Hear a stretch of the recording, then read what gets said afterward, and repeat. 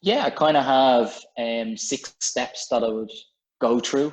They might sound detailed as I get into them, but it kind of just happens simultaneously in a discussion with the player. And that's from the minute I welcome them into the fitting center. Straight away, I'm gaining feedback from the player, what type of player they are, what they're looking for from the game. That kind of moves me on into the golf club and equipment that they're currently using. It allows me to gain measurement of that, be it in an iron fit. I'll double check the loft and lie through a loft and lie machine that we have. I'll check the swing weight through a swing weight machine that we have, and then just the overall sort of condition and playing characteristics of the golf club. That moves me on to step 3, which is get the player hitting golf balls, assess their ball flight, align it with what their feedback is, and where they see certain shots and what they want to improve on. Onto step 4, and then that's when TrackMan is continuously running from the start of the session, gaining that or reading that data, and it allows us to have a look at it then and sort of diagnose where we can improve. And it's generally down to 2 elements on reading the TrackMan information.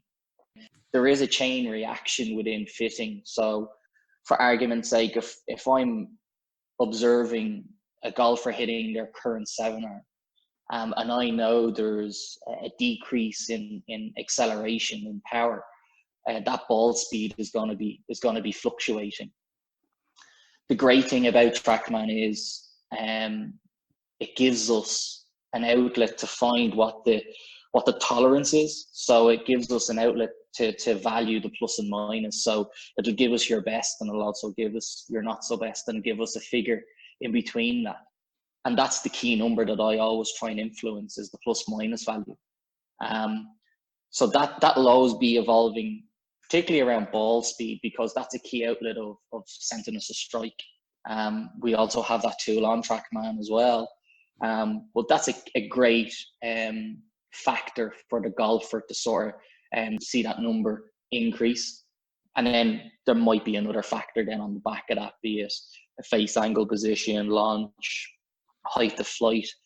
Everyone is individual, and that's the beauty about the journey. And the step 5, where we align all of those initial steps beforehand and come up with a diagnosis to help the player.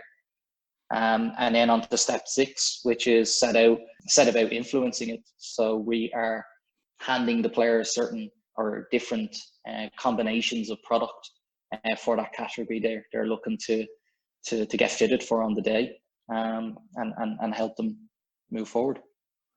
I find that's 6-step process doesn't really deviate you too much, and it keeps you online, and it really wins the player over in a sense of allowing them understand a little bit more about their game. Is there any approach that the golfer can take to make your job easier during the session and ultimately get the best fit for their game?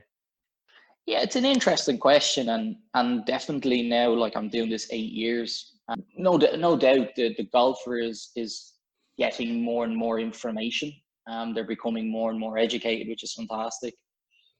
Definitely from a Titleist point of view, it's a key initiative of ours, from golf ball understanding all the way through the different categories within the golf bag, that our remit is to educate the golfer as much as anything else.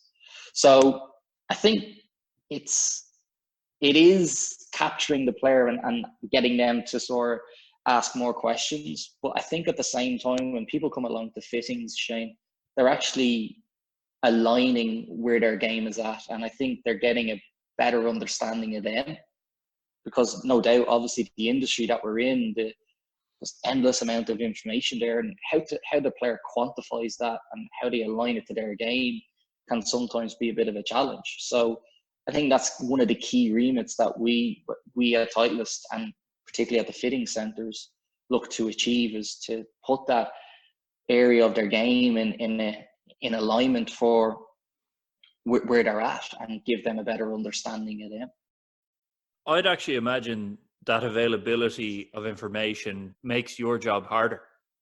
It kind of does, because it's it can be one topical thing that might be out there on a forum, on a social media platform, and unfortunately there's no alignment and there's no reference point for that player to be able to say, "Oh, they go 150 miles an hour," and that's fine. But if they don't understand where their ball speed is at the moment at 130, well, maybe that 20-mile-an-hour gain in ball speed just may not be there. But if they're reading or hearing that this is going to give them that 150, it can be tricky to kind of bring them down off that mantle, if you will, and kind of get back to that, the facts really, you know. And I think that, again, I get back to that point that's where, for me, that 6-step process within that fit is crucial.